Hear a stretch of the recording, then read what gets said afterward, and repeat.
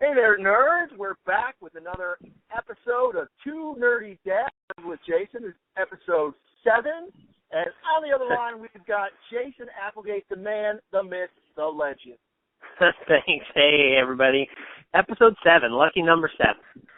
Now, many of you may not be aware, but we've talked about where we are located. I'm in Las Vegas as per norm. Jason, who is usually in Michigan, is still in Iowa. We wish him good luck. Hope he's okay. Iowa. Yeah, it's great. It's been gorgeous. We did have a tornado warning yesterday, which was kind of interesting, but we're all safe, no damage done. So enjoying the beautiful weather and time with family, which is important. Excellent. Have you seen any baseball ghosts in cornfields? Not yet. Not yet. Oh, that's so disappointing. Yes, it is a little bit, but I'll keep an eye out for them. Soldier on for us, man. We want to. I will. All right. I will. What do we have on the slate today? Well, you want to talk about current event topics? I know that the Rick Remender storyline has been a pretty hot topic. We can start there. Let's get that one. Okay. It's basically there's been some kind of controversy about it. In Captain America, I believe it's issue number 22. Falcon is, I haven't read the issue myself personally, I've just sort of followed the controversy, wakes up next to a character who at one point, I guess it's Emil Zola's daughter, so at one point in the storyline she was 14, and so he wakes up next to her, but then on the same page that I saw, it refers to him having a flashback as to, he's kind of having this, like, what the heck happened moment. And it flashes back to where she's saying, hey, have some more wine. And he's like, I only drink one glass. She's like, come on, live it up. I've had this wine since my birthday when I turned 23. So there's the controversy of, well, what's going on? How can she be from 14 to 23 all of a sudden? And then they're saying in the Z dimension, and this could only happen in comic books, right? Where in the Z dimension you age faster or something to that effect. So anyway, there was this whole thing where people were doing on social media, a hashtag of Fire Rick Remender, and then of course that got some backlash of like, you guys don't know what you're talking about, blah, blah, blah. So it was an interesting controversy, and I just thought maybe we'd touch on it briefly. I know what my opinion of it is, and I know you didn't know much about it, but maybe you've got a quick opinion on what you think of the whole spiel. Yeah, it's funny in that you told me a little bit about it, and I do not read Captain America. Nothing against Captain America, just didn't grow up with it, so I don't read it. I had no idea this was even going on. And when you explained it, that Falcon's a 14-year-old, I'm like, what? Yeah. What? Kidding me? With a daughter much younger, but still a daughter of my own. I'm like, man, that's not cool. I don't like how they include in the comic book. And then as you just explained, she could potentially be 23 and in a different dimension, taking that into account. It's like, what? What? Yeah. I don't understand. What? So, no, I don't like the idea that there's any allusion to her being 14 years old, but if it's one of those things where, and again, I don't know much about it, but if it's one of those things where Remender is picking up from another writer, and another writer alluded to she was 14, and Remender has always had it in his mind that she's older, it's like, okay. But I honestly don't know. I just think it's weird. That's the best I know part of what complicates it is that Falcon is one of the very few black superheroes. So you had a contingent that was saying, why are blacks always being portrayed as, especially males, as, misogynistic, overly sexualized, violent, that kind of a thing too. So yeah, that angle. My opinion is that this is a perfect example of social media and how things can get out of hand. Yeah. Whether you agree with what happened, I mean, from I've only seen the one page that was in the article because I haven't picked up the issue myself, but it seems pretty clear that the character is now 23 years old. When she was 14, who knows? I don't know how that whole thing worked. I mean, it's comic books, so crazy stuff happens. But, I think it's just the example of people latching on to something and wanting it to be controversial. And then I think where it exploded maybe is with an initial misinterpretation or maybe an interpretation that they feel is valid. And then other people see it, don't really look into it themselves a ton, and jump on the hashtag too because they just want to be fired up about it. And so I'm like you. I had no idea. I'm not reading Captain America. I had only heard about the big to-do about it over this last week, I guess, where it's been a social media explosion with people hashtagging fire Rick Remender, and then people, I guess, took over that hashtag and were using it to be sarcastic and using it to sort of undermine it. So they sort of sabotaged the hashtag because they felt that it was just somebody blowing things out of proportion. So I don't know. I don't know what to think about it. I thought it was interesting enough to bring up because it brings up interesting topics, and I think more than maybe ever before, although maybe not, but it seems like more than ever before. Comic books are at the forefront of our culture in a way that maybe they hadn't been before, where issues like this that come up can be something that gains a lot of attention from people who don't just read comic books. Yeah, and that's funny when you even said that, because I'm like, it didn't even occur to me the angle of the stereotypic racist black angle, I guess, because my original thought was, when you gave me the explanation here, like, it sounds like he's almost being set up. Like, drink more wine, I'm fine. Like he was being set up by her or something. And then, and that was still in the mind that there was a 14-year-old. I'm like, this is just weird. And then when you brought that up, I'm like, oh my God, this is just stupid now. Why would to me, the angle is, if there's any thought that she's 14, and obviously Falcon is an adult, that is 100% wrong. Again, that's why I pointed out my daughter. I would be very angry, upset, just not happy, whatever. Was it a black thing? Really? It just disappoints me that in 2014 that's still a deal. Yeah, and unfortunately it is, because a lot of times that's how black characters are can be portrayed through various medium. But yeah, I think we're on the same boat. I think we feel like it's a little bit of an overreaction, possibly. I think there's maybe a little bit of error on both sides. Probably Remender could have been a little more sensitive to what was going on and how the character was perceived, her age, the perception of her age, and two, probably overreaction possibly from readers who are taking something that they feel was something personal with them, and it's not to say that they don't have a right to feel that that's wrong. I'm not saying that by any means. I kind of am leaning towards that opinion myself of like, well, why? Why do you even have to go there? But, I think blowing it up, making it bigger, and to ask for someone to be fired, I think is an interesting aspect of it too. I mean, you're talking about, sure, you want to protest something, you want to not follow Captain America anymore, you want to not read anything that Remender writes, go ahead.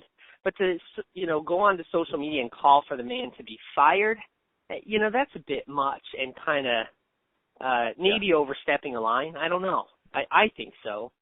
Well, I think that's where I definitely think social media in this immediate, got to have it now attitude. It's so stupid. There are so many works of fiction throughout history that are just, honestly, I think they're inappropriate. I don't like them. I think they're stupid. Okay, I'm not going to read that again. I'm not going to read that author again. Fine, cool. I'm not asking for that guy to be fired and nobody ever read his stuff again, because that's my opinion. I don't know what other people's opinions are. That's ridiculous.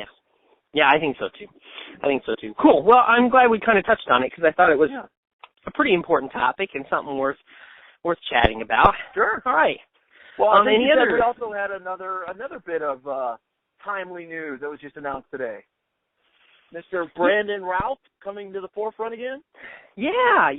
Our the Superman that most of us don't really care for Superman Returns, Bryan Singer's interpretation, which I don't know if I've ever met anyone who likes that film, Superman fan or not. But he will be back in the DC universe, this time with the very popular series Arrow, which is going into its third season, and he is going to play Ray Parker, better known as the Atom, which I thought was, I've always liked the Atom. I thought he was a pretty cool character.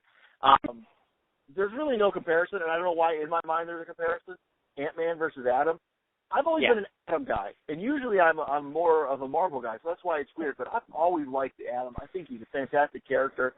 I can't stand Superman Returns. For the longest time, I hated Frank Stinger because he destroyed Superman and X-Men in one fell swoop. If you don't know that story, then send me a comment. I will explain it in ad nauseum to you. But I never, ever, ever blamed Brandon Routh. I never thought it was his fault. I thought the screenwriting for Superman Returns sucked. I thought Kevin Spacey, although an amazing actor, was not a good Lex Luthor, only because he wasn't playing Lex Luthor. He was playing Gene Hackman playing Lex Luthor. Yeah. And I don't know what they were thinking based back to the story. It's like they're writing an origin story with him and saving the airplane. They're writing almost the life and death of Superman with just allusions to him dying. And then they're writing about him having a child. And I'm like, why don't you pick one movie and one theme and go with that instead of trying to touch all these things? Yeah. I mean, my biggest complaint with that movie is just that it was too much of a tribute to the previous movies. And I mean, Ralph he did a great job basically acting like Christopher Reeve did and playing that same Superman, which, you know, in and of itself kind of a nice, I can appreciate that, but we really wanted something different. Let that exist in the 80s and let it be what it is. So, and I think that might have been it. The concept to do it was great, and Universal going along with it, cool. Because when you just say about it, hey, we want to continue the Star Wars theme that was created by Christopher Reeve, cool. We want to use the John Williams music, cool. We want to use cut scenes of Marlon Brando to overlay some of the Superman stuff. Awesome. Okay. I love that idea. If you pitched that to me and I was an executive, I'd be like, yeah, fantastic. And then the product you showed me, I was like, oh, my God, I okayed this? This is awesome. So I can understand the concept going well, but just the way they did it was not good. I'm sorry, Mr. Singer. You've redeemed yourself since then, but I blame you still. Anyway, I'm excited by this. I think Brandon Routh has had a bad rap because of that since then. I think the Atom is a great character for him to come on to, and to be on the show, Arrow, is, I mean, it's great. It's great. Yeah, I agree, too. I mean, my favorite thing about Arrow, and I haven't seen all of season 2, but is bringing in all these other DC characters and putting them on screen. And keep doing it. Just do as many as you want, because they've been doing a good job of it. He might be, I'm trying to cycle through who they brought on. He might be the first that I'm really thinking is going to have to be CG heavy. Unless they do something really weird that I can't even fathom what they're going to do with them. Yeah, but I don't know. Unless they don't go with the Atom part and he's just, Palmer for a while. But they did it, I think and I haven't seen these episodes, but when they had the Flash on, they had to do some CG there. So no, he wasn't the Flash on the show. Oh, he was just, okay, well, then maybe that's it.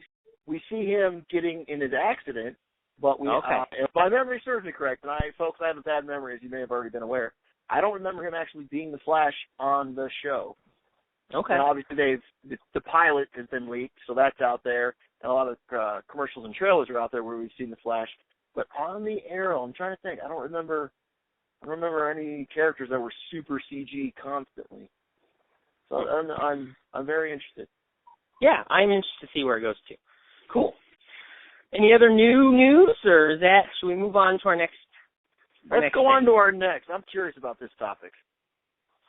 Okay. Legos. I think we're going to do kind of a Lego-centered type of theme here, and the sort of list that we're going to comment upon that we've looked at is coolest themed Lego sets. Now, on some of these are actual Lego sets, and some of these are fan-created Lego ideas that they had made. I guess Lego was holding a competition so that they, for ideas that they would actually turn into Lego sets. So they're pretty cool. I thought we'd start with the list, and then you and I would talk about our favorite Legos when we were growing up, and then maybe our kids' favorite Legos now, because Legos are far different now than they were when we were kids. Well, that's what I was going to say is, and I think I'm going to come off as like the angriest nerd ever. Uh-oh. Like my childhood was awful with the way these episodes are turning out. But I looked at the list of Legos and I'm like, you know what? We didn't have themed Legos. Like we had like the Firehouse or, I don't know. We didn't have movie themes, that's for sure. No, I don't remember anything like that. So it was like, what's your favorite Lego? I guess the red one? I don't know. We didn't have anything themed.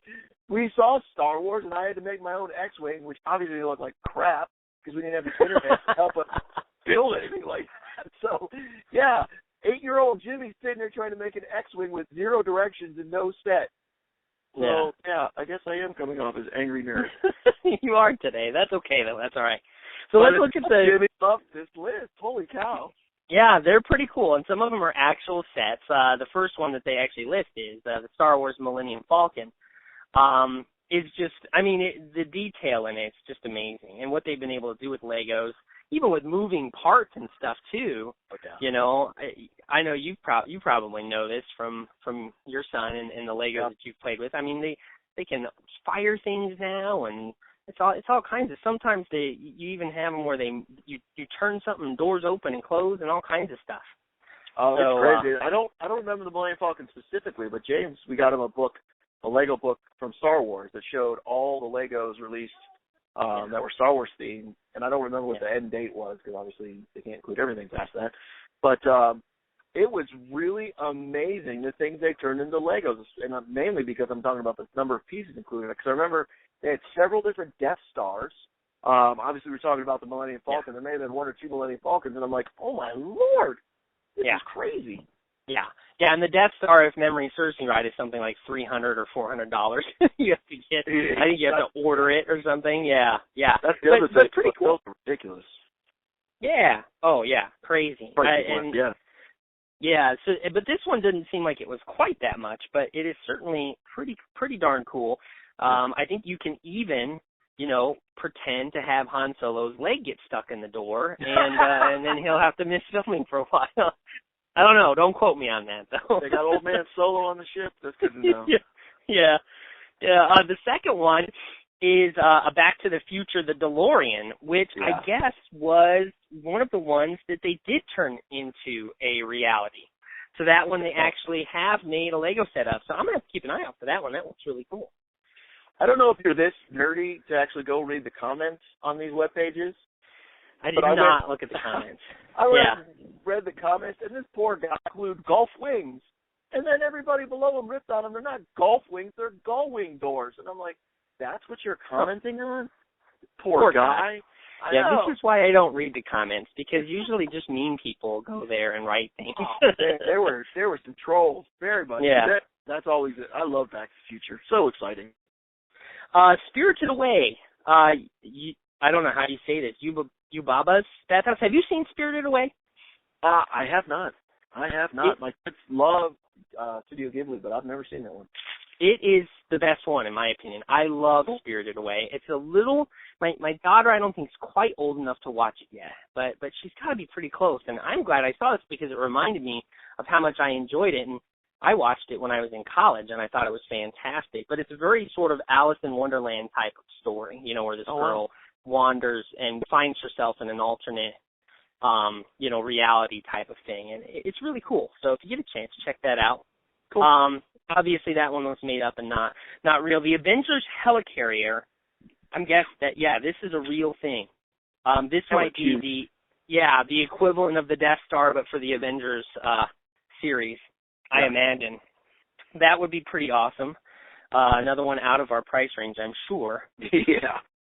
The next one was Jurassic Park, T-Rex, and Jeep, which I wasn't a huge Jurassic Park fan. I kind of like Jurassic Park, I guess, but I don't know. What did you think? Were you a huge Jurassic Park fan? Would you have wanted that when you were younger? I loved the movie. It came out on a very special holiday known as June 11th, and if you're unaware, that is my birthday. And every year on my birthday, I go see a movie, whether it's on my birthday or that weekend. And that one actually came out June 11th. I believe it was 96. I believe it was the year I turned 16. But I never got into the toys, though, and that might be why, because I turned 16. But I love the movie, but no, the toys and stuff I never was a huge fan of.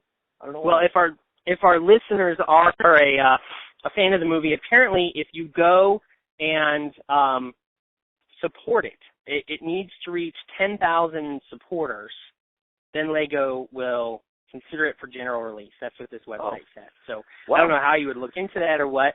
The next one is my favorite. This is the one I wish they would have done, and that is Monty Python and the Holy Grail. I love Monty Python and the Holy Grail. I had an opportunity to be in a production of Spamalot, which is the musical version of Monty Python and the Holy Grail, and I loved being a part of that. It was a lot of fun. And to have this set, and it's particularly the set that they show, and this one's obviously fan created, is the bunny, the killer bunny, and all the knights hiding behind some rubble and so forth. And look at the bones, down there. I don't see. Oh yeah, there's Tim the Enchanter's right in there too. So, and then I agreed with the little blurb underneath it that they would have to include though the Black Knight, because you would want to pull his arms and legs off in the epic battle scene. But that's my opinion on that one. It's such a classic. I love Monty Python. I honestly I prefer, and I think a lot of the songs from Spamalot came from the Life of Brian, specifically. I can't say the words because they're naughty words, but when you look at it, life's a pizza. Look at the bright. Yes, look at the bright side of life, which is from Life of Brian. You're exactly right. Yes, a few of the songs do come from that, because that had more songs, I believe, in it. But it's a classic. If you you haven't seen it and you get a chance to see Spamalot, go see it. It's a hilarious show, especially if you're a Monty Python fan. I don't think I ever told you. Out here in Vegas, they had Spamalot as a residency, and I got to see it with I can't remember his real name, but Jay Peterman from Seinfeld. Really? He was the one of the nights. I can't remember which night, but it was so awesome, so amazing. Yeah, love it. That's too funny because I saw him as Billy in Chicago when that was touring. So he really was making the rounds. Wow, that's funny. That is doing funny. musicals. Yeah, that's hilarious. Cool. Next one, another Star Wars theme, the Star Destroyer. And this is the Super Star Destroyer, I believe. Whoa, not so fast, sir, because in the comments, somebody made sure they let us know that is not a Super Star Destroyer. And to be honest, no, it's not. I know that just because I'm that nerdy. But no, it's a pretty awesome version of a Star Destroyer, though. Yes, it does look pretty awesome. Definitely not a just regular one, I don't think. I mean, look at all the condos that are on the top of it. I don't know. It looks bigger to me. I'm not a Star Destroyer expert like you are, but it is very cool looking. That's for certain. Yes, it is awesome. The next one is an actual set, Lord of the Rings: The Tower of Orthanc, which comes with an Ent, which I thought was cool. I'm a huge Lord of the Rings fan. My whole family is too, and I know this would be one that we would love to have in the family as well. That's one of those, like you said earlier, one of those characters that the Ent specifically as a Lego, I would have just never imagined. I'm like, what? Things have definitely changed with Lego. That's pretty cool. Yeah, it is definitely cool. Definitely cool.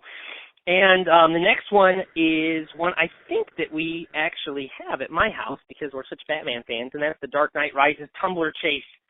And I think the only reason that they actually put this on the list was because of the box, because it has Jim Gordon shooting at the tumbler, just blasting away at it. It just, what is it?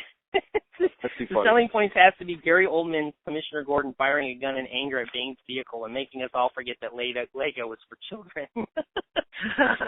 So, I don't know. I thought it was amusing. You got to get at least one Batman in there. That's for sure. Yeah. I have to say my favorite of my son's Batman Lego sets is probably, though, the Joker set that he got where he has the Joker's hideout. That one's pretty cool. Oh, that's cool. Yeah, definitely. The next one is Tron Legacy: The Light Cycle. Now, did you Did you get the idea that this thing is like you can actually sit on it? It's 30 inches in length. No, that can't be right. I don't even. My math is bad. What's 30 inches? What is that? Like just under 3 feet, 2.5 feet. So wow. it's pretty big, and it's 3,000 to 4,000 pieces. And it says we wouldn't even blame you for trying to sit on it. So it must be close to a size where you could sit on it, or a small child at least could, and pretend it was their life cycle. So I mean, or a just inside. 37-year-old Jimmy. Come on, I love Tron. There's not enough Tron stuff, so when you see, that would be awesome.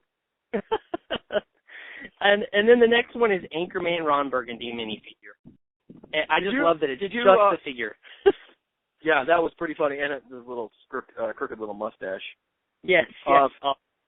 Did you skip one on purpose here? Did I? Did I skip one?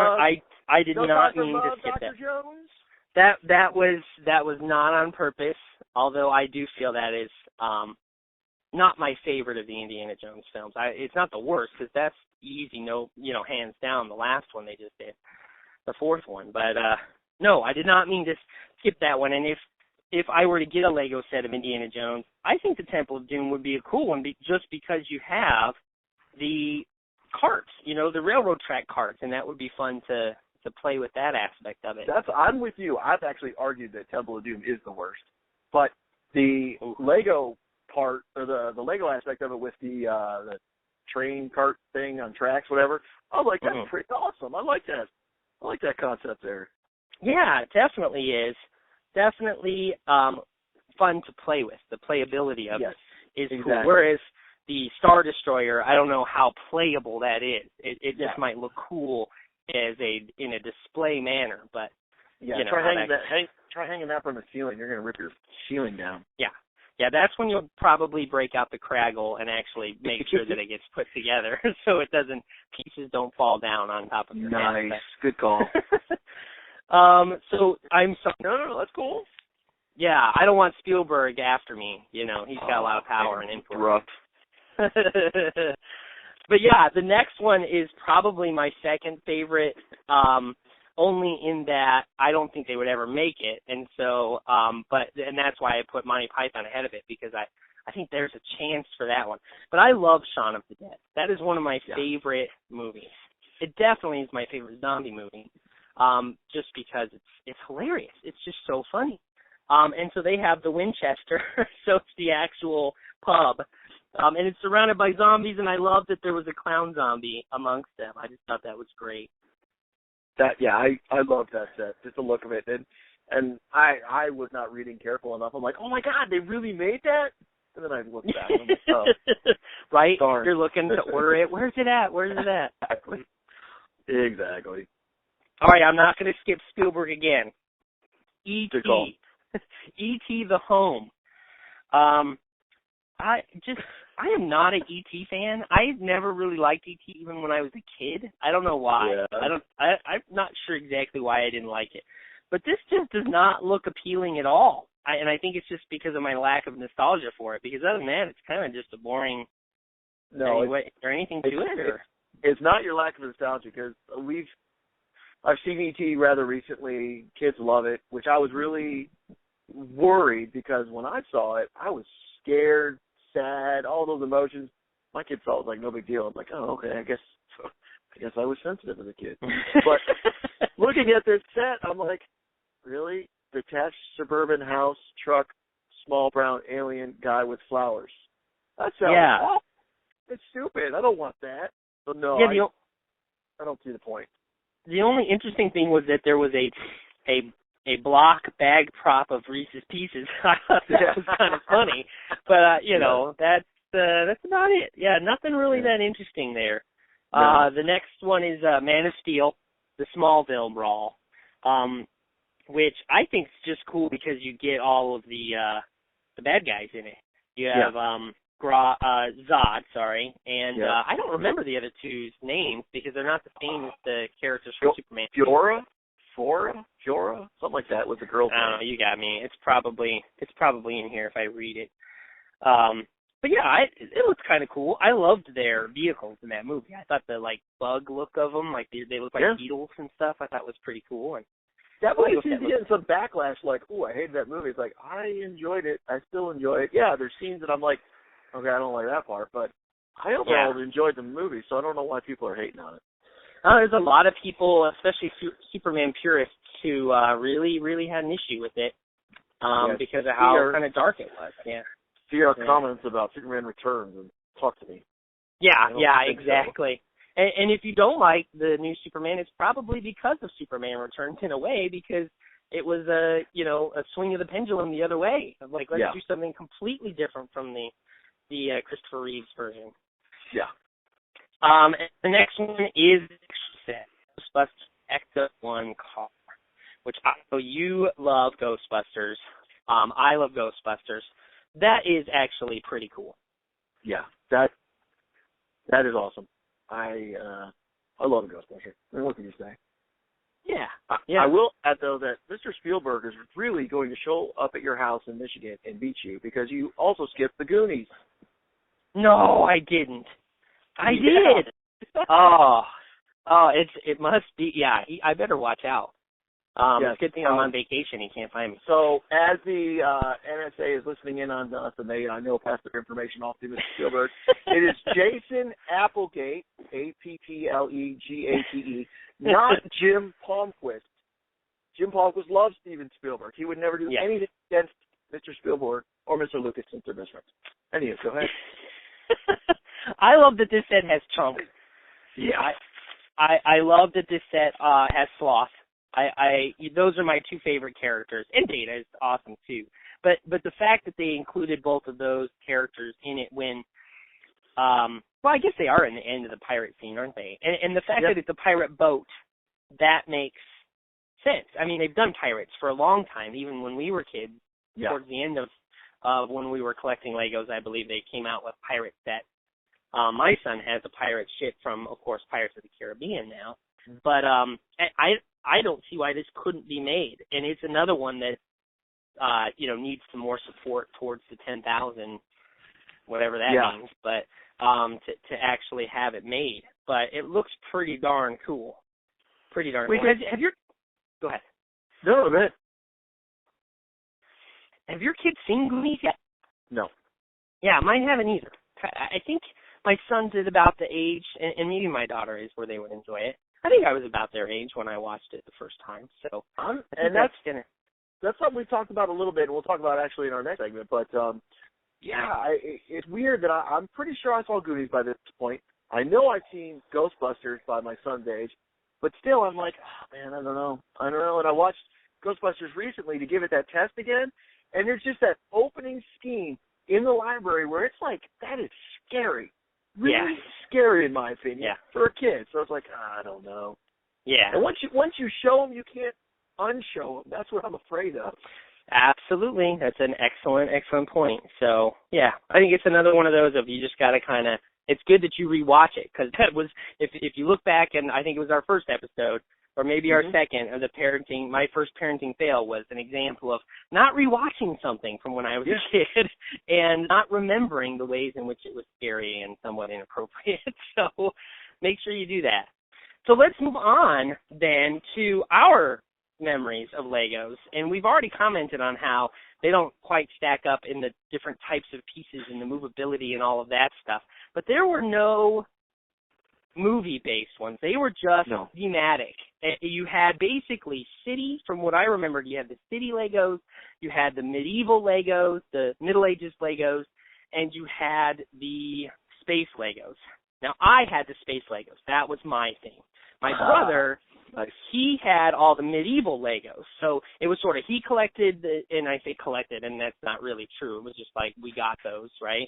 He had the medieval ones, and so we would play with each other's Legos, but that was our little niche. How about you? Which ones did you have? Rant on about your lack of Legos. Okay, you ready?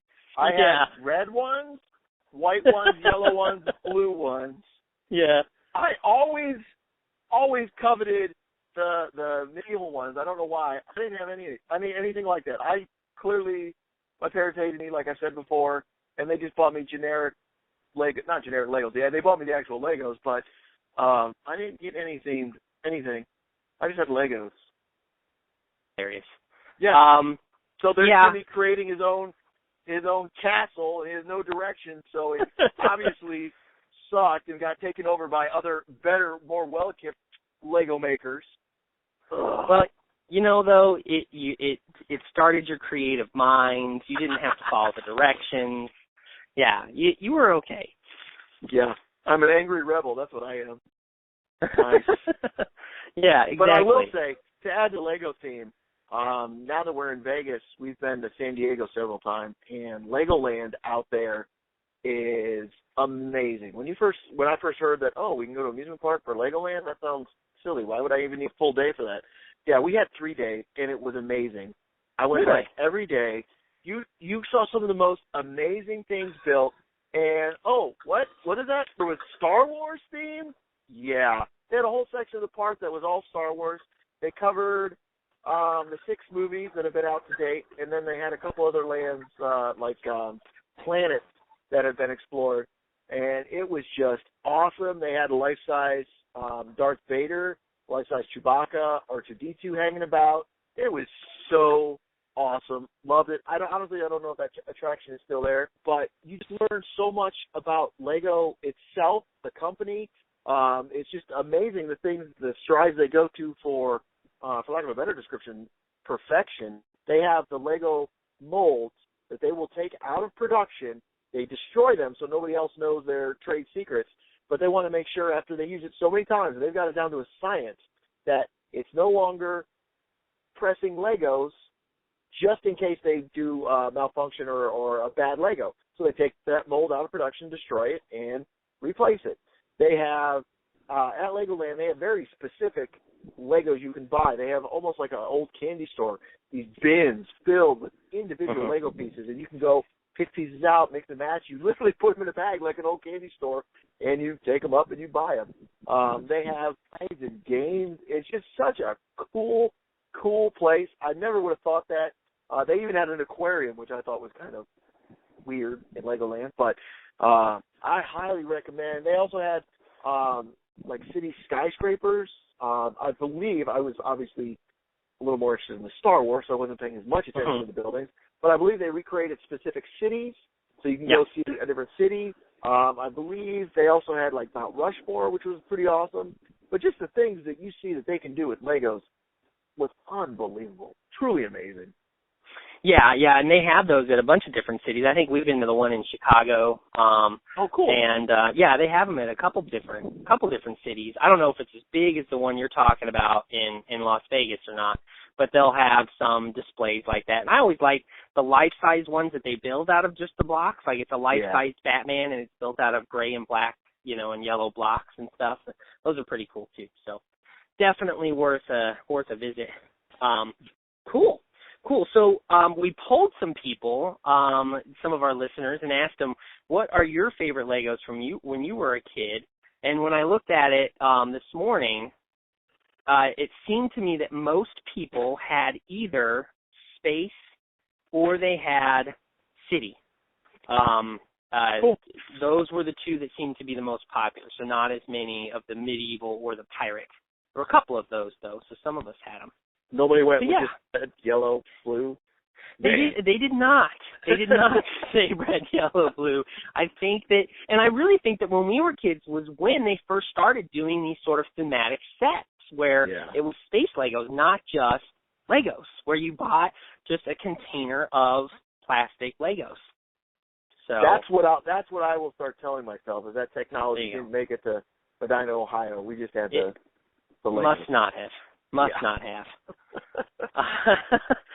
Cool. So moving on then to recommendations, and to stick with the Lego theme, my recommendation is, if you haven't seen it yet, which I would be shocked if most of our listeners hadn't already seen it, and that's the Lego Movie. I loved that movie. I think we saw it a good 2 or 3 times in the theaters.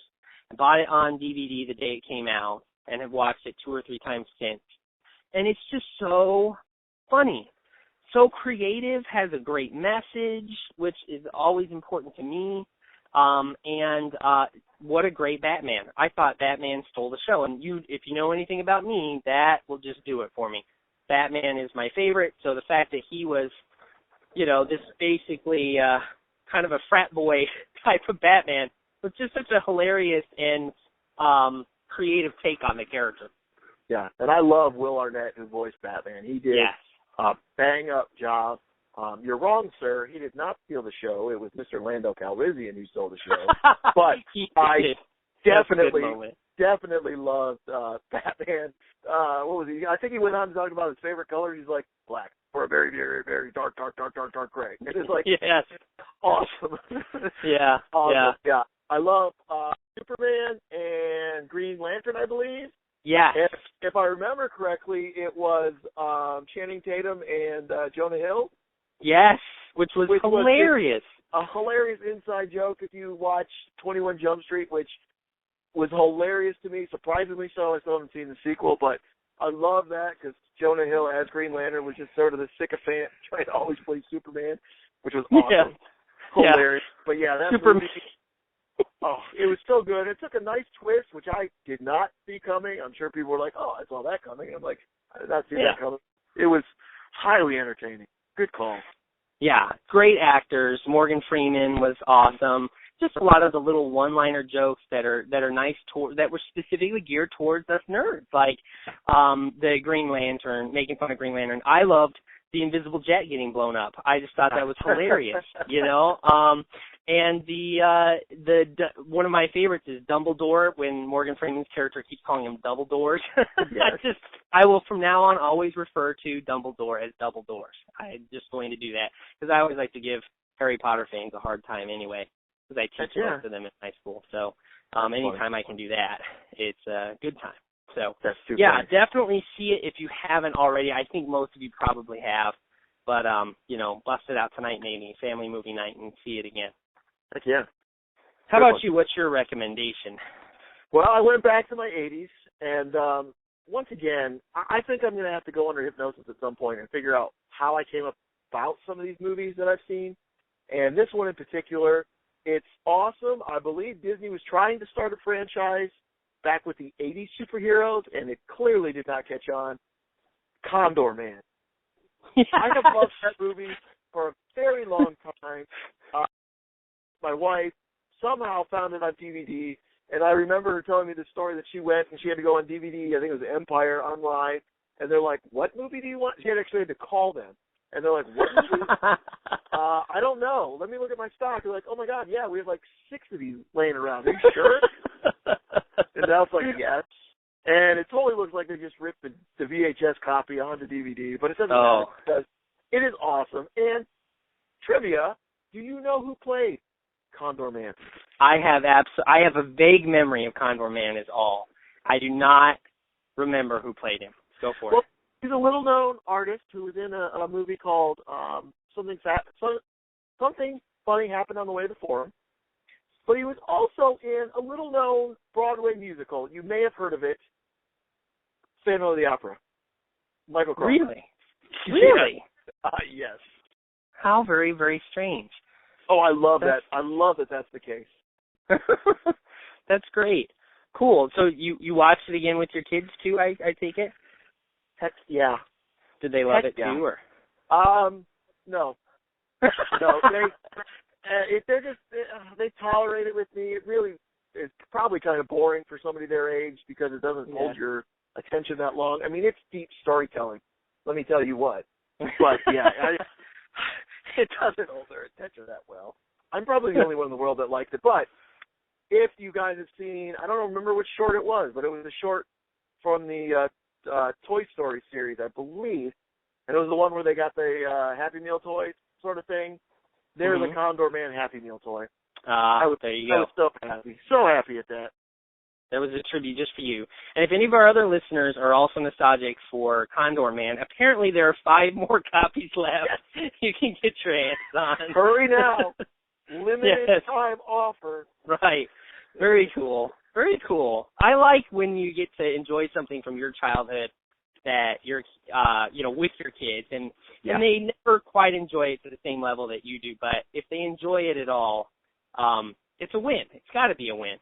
And that is nice, because there are certain things in there that, like, James specifically loves to see Condor Man flying, and it's the cheesiest special effects, and I think only children believe that could be real because it looks so awful. But It's nice to see that he believes that this guy is flying, and then he loves the boat and the car, which is awesome. That is cool. Yeah. That is cool.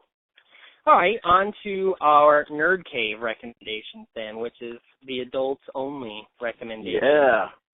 And I'll start off with that one, too. Last week we talked a little bit about Robot Chicken and how much they would parody things from the 80s when we were growing up. And so it made me think of one of my favorite series, which, again, I think probably a lot of our listeners have seen this and watched it, but that is Venture Brothers. I love the Venture Brothers.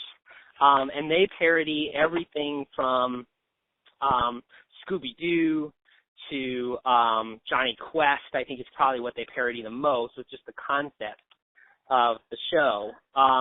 But all kinds of things from not only the 80s, but even before, from probably the cartoons that our parents watched when they were younger. And it's just, hilarious show, very, very sarcastic, sardonic, definitely adult-oriented.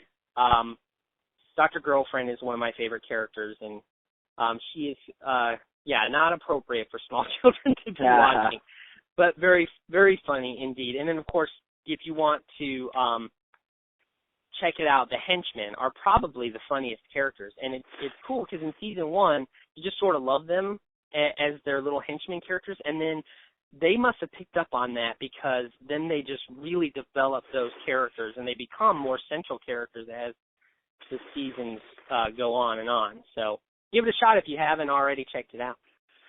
That's very cool. Very cool. I agree. I will go in a little different route. In Netflix, they have the original series on TV of Miami Vice.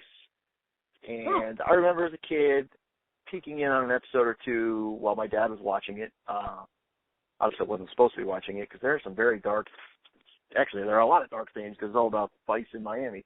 And the one thing I remember specifically when I was a kid was one of the cops got killed, and he was in a shower, and they had set him up as if he'd been a drug user. And it was so funny watching that scene again as an adult. I'm like, wow, that's so powerful. But, man, as a kid, that was like, oh, my God, I cannot believe that just happened. So that was interesting to watch that again. But the whole series, it has one of the best openings ever. But it's funny to see it did not start that way exactly. It's a little different from the very first episode. It's funny how they massaged it to be the best opening ever.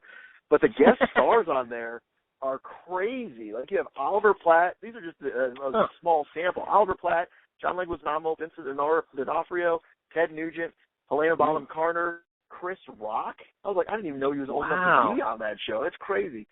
James Brown. I mean, it's just the list goes on and on. I'm just shocked. I'm not all the way through the whole series, but it's interesting to watch. There are a lot of bad episodes, but there are a lot of really good episodes. It does have that 80s cheesy police drama aspect to it sometimes, and they have delved into space aliens and hypnosis and weird things like that. But for the most part, it's like, man, this is a pretty good show. So I would highly recommend visiting Miami Vice. Very cool. Very cool. Good recommendations, I think, as a whole. Yeah, all right, let's move on, and I'd like you to start, if you don't mind. Parenting wins or parenting fails, whichever one you want to start with. Well, let's start with the fail so I can feel good about myself after the win. The fail, which I'll be honest, I still don't necessarily see as a fail, but it is a bone of contention with my wife and I, Allison, because she saw it fail. James, I guess it was it 2 years ago when the Avengers came out, the first one? I want to say it was about 2 years ago. I went and picked up James, got him a little early out of school, thinking I'm going to be awesome dad, and took him to go see opening weekend, so it was Friday earlier in the day, so nobody was really there, saw the Avengers. Because he'd been wanting to see it. He'd seen the cartoons and some of the toys, and he thought that was awesome. So we went and saw the Avengers. And lo and behold, it was pretty good. I didn't think there was anything terrible. There were a couple times James had to go to the bathroom, so we went to the bathroom. He probably went about 2 or 3 times, and he was, I would say, 5 or 6 at the time, probably 6, and it was fine. So we finished watching it, get home, whatever, no big deal. He loved it. Told Alice all about it. Well, Alice and I finally got to see it at home on DVD or whatnot, and watching it the whole time, I saw that she enjoyed it, but she was obviously angry, and I didn't understand why. So when I presented her with what's going on, she was mad at me because I had allowed our 5 to 6-year-old son to see this in the theater, and I swear to you that we must have gone to the bathroom during the worst times because I did not remember them, and I didn't think it was that bad. So, and he loved it. So, yeah, every time we see anything to do with Avengers, I'm still in trouble. I don't see it as a parenting fail, but just the fact that Allison does puts it in that realm, yeah, that's my parenting fail. Yeah. Ultimately, the wife is the litmus test, I think, on all of these parenting fails or wins. And I can relate to that. I did the same mistake to Iron Man 3, but we were in the movie theater when we watched Iron Man 3 with my son and daughter, and so I got several of the big sighs and sideways glances. Nothing you can do, you're stuck. It's like a prison. Oh, no, we had popcorn. We had paid, $800 for everything that was in our lap and and everything else, so you're in all there, buddy. Yes. Yeah, I can certainly relate. I'm sure I understand. So that brings us to our very first, episode 7 is our very first listener-shared parenting fail. Nice. Yes, hopefully first of many so that Jimmy and I can feel good about ourselves. Or, I don't know, I think we might run out of material and make stuff up. Or There you go. That's always better. That's what we'll go with, yeah. So here's his parenting fail, and it comes from our listener, Doug, who's become one of our favorites and definitely has his 2 cents in several times, so we thank you, Doug, for doing that. Here's his parenting fail. He says he took one of his shadows, as he calls his children, Reagan, this time, to the grocery store to take back the pop bottles. Very, very popular thing in Michigan because you get 10 cents for each bottle, so big money there. Pop. What's that? Thank you for saying pop. Yes, we say pop here. Yeah, we don't say soda. I don't know what they say soda. Yeah, I don't know that either. But this is now the second week in a row where we've insulted fans from other states. But that's okay. They can survive. They'll forgive us. They can just insult us back. There's lots of things to do that with. But yes, so he's taking the pop cans back to the grocery store. She gets finished with the nice clean soda bottles. Then she decides to grab the beer cans that I was working on. Then proceeds, he says, to dump the stale bottom of the can on herself. Oh.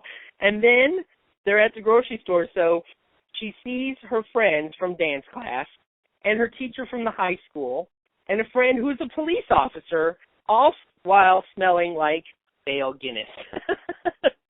Nice. So, yes. First, I must commend Doug for having a good taste in beer with Guinness. Yeah.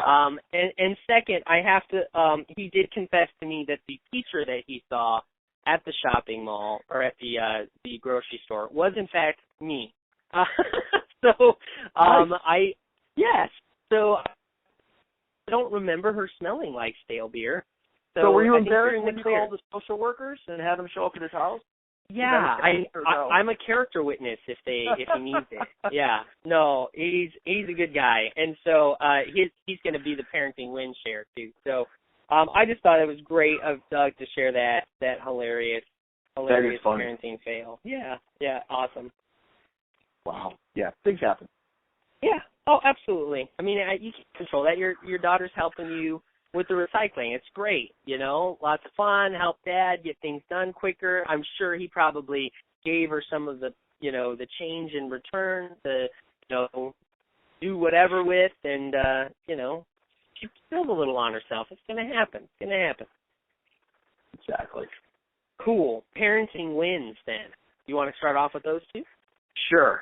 As you know, or may not know, I don't know, I'm a big poster collector, screen prints. A lot of them come from Mondo, which is a company online, mondotees.com. And they've become, I started about 4 years ago, and since that time, they've become uber popular. It's a poster will drop, and you're lucky if you have a minute to grab one.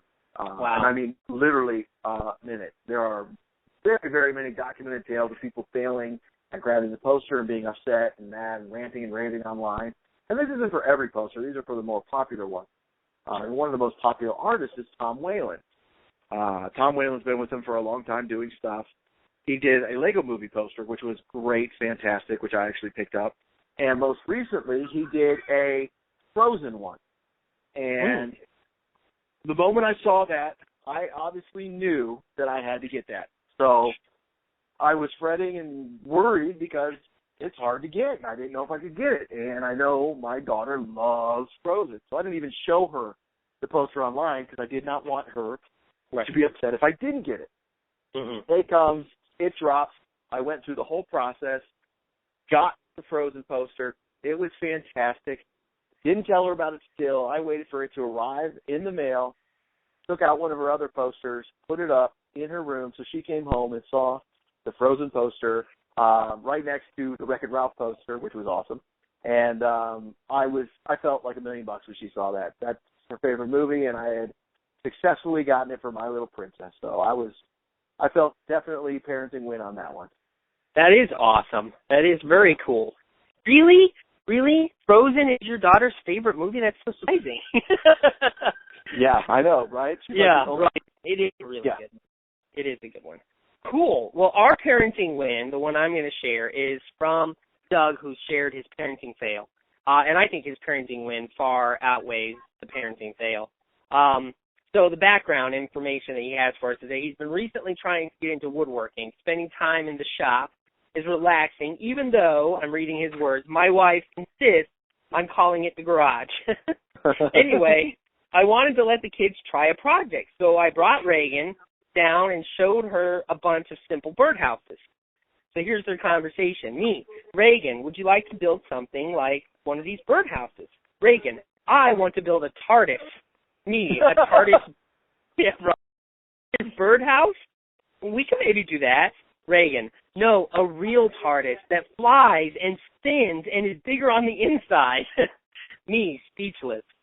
So a nice moment. Obviously, his daughter shares his love for Doctor Who and wants to build a not just a bird, like an actual TARDIS. He goes on to say, Reagan and I built a bright red birdhouse. So she did settle for the birdhouse eventually. And then he decided to do the same thing with his son, Caleb. When Caleb says, Dad, I don't want to build a birdhouse. Can we build a machine that will clean the whole house so that we can play outside? And, of course, they couldn't do that. So Caleb and built I think I'm saying this right, trebuchet, which is, basically like a medieval catapult-looking thing. Yep. It's awesome. He sent me he says it doesn't clean anything, but it does throw a mini basketball across the yard. And he finishes with exactly. He finishes with the family that builds siege weapons together stays together. So I thought that was a great, great one to share in. Hopefully, that's very cool. Many more of our parenting wins from listeners like this one. Yes, totally agree. Totally agree. So does that wrap us up this week? I think so. I think it's been a good show. I know we were thinking about wars and the right way to show them, but I think with our Lego-centered theme, I think we'll save that maybe for next week. So a little teaser for. I was going to say, I think they call that a tease, Mr. Applegate. I think we're getting to this game. We're learning. I think we're just this exactly after the commercial break. No, right. I think we're getting it. Well, Mr. Applegate, another fantastic episode, and listeners, as always, please remember to comment on Nerdlocker.com, to visit us on YouTube, on Facebook, on Twitter, on Instagram, all with the splash Nerdlocker.